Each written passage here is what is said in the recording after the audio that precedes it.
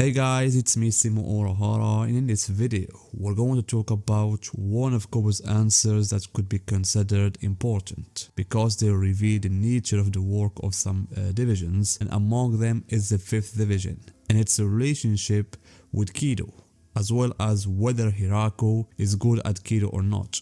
Additionally guys, we have another question about Quilge Opie and how his relationship with other Shonen were. That's why guys, let's dive into the questions and start with the first one. So this fan mentioned that they lacked the relationships within the 5th division, especially between the past and the present, which led them to ask about Hinamori.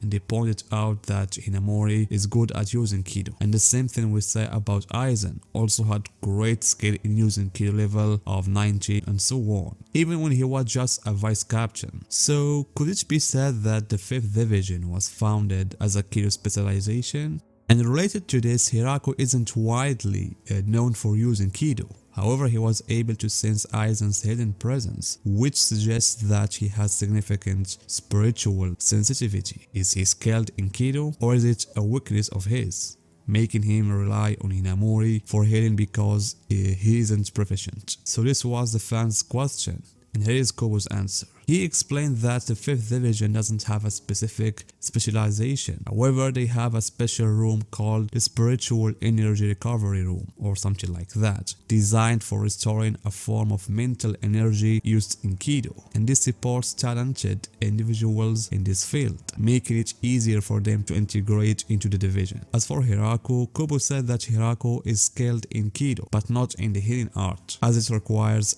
specific skills, and this is why he relies on Hinamori in this area. And so guys, we can say that this fan's question is based on the idea Kubo first introduced about the original Gote, when he revealed the truth about Unohana Yachiro being the founder of the 11th division in establishing its foundations. Now this division over time came to favor close combat with swords over Kido, and therefore it can be said that some other captains might have established unique aspects for their divisions. However guys, I would like to see or to know how the idea of giving each division a specific meaning tied to their flower, the symbol, came about. For example, what Unohana did with the 11th division raises such questions, especially when we consider that the 5th division once included one of the most skilled Kido users, Aizen Sosuke. However, as you can see, Kubo denied this possibility and said that there isn't a specific foundation opened upon which the division was established. But on the other hand, he confirmed the existence of a special room for recovering the mental energy. And this is guys an important point,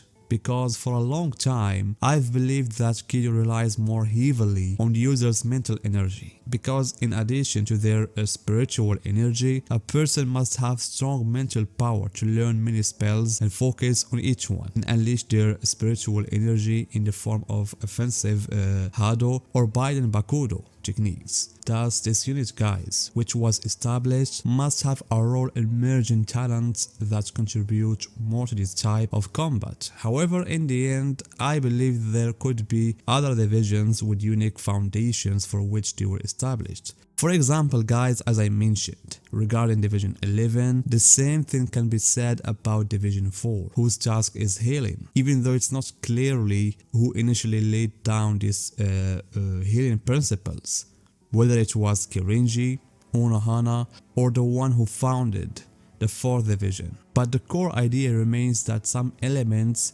distinguish one division from another.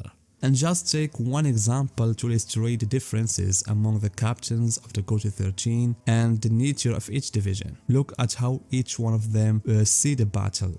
Tosen sees it as a necessary fear, Zaraki view it as a joy, and Kira perceive it as despair, and so on. And another note guys, Kubo discussed about Hiraku, mentioning that while he is proficient in Kido, isn't skilled in the healing arts. I believe Kubo's comment or answer here doesn't diminish Hiraku in any way. Healing Kido or Kaido is known to be difficult to master and requires great skill. That's precisely why very few who can do it, such as Kirinji, his inventor, or Unohana, who learned it from him, or even Hanacharo's brother, Senosuke, who is regarded as one of the most skilled Shinigami in this aspect. As for Kido, we are more familiar with, which is often used in comparisons. And I mean here the mastery of offensive Kido Hado or the defensive one Biden Kido, Bakudo. But in the end guys, we never seen a battle where Hiraku showcased any of his skill techniques. Despite Hiraku's diverse abilities, his unique Shikai, his Hado power and his Kido skills, Kubo hasn't fully utilized these aspects to give Hiraku battles where he truly shines instead of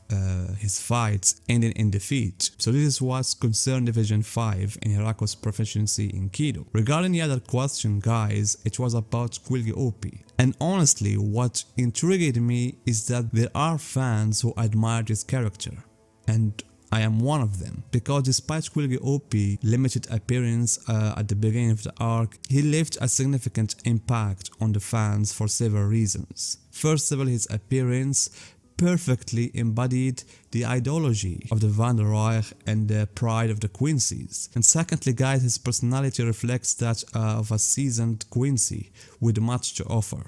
He's the only Quincy besides Hirschfeld to mention something about Soken Ishida, and we haven't even talked about his incredible battle against Ichigo, where he used various Quincy techniques. Also guys, what truly surprised me about Quilge Opie is when Kubo revealed that he was actually a monitor to manage generator and served as a teacher. And to elaborate on this answer guys, a fan asked Kubo about Quilge Opie's relationships, that they inquired about whether he had special relationships with any of the other generator and what his nature with them. Kubo replied that Quilge Opie as a teacher was strict with his students but also cared about them, and they even addressed him with san, either Kilgi-san or Opie-san, as a sign of respect and acknowledgement. So when I read something guys like this about Quilge Opie, I wished if we had a flashback about him, because I would like to see a flashback showcasing the generator he trained and whether there was any connection between him and Soken Ishida.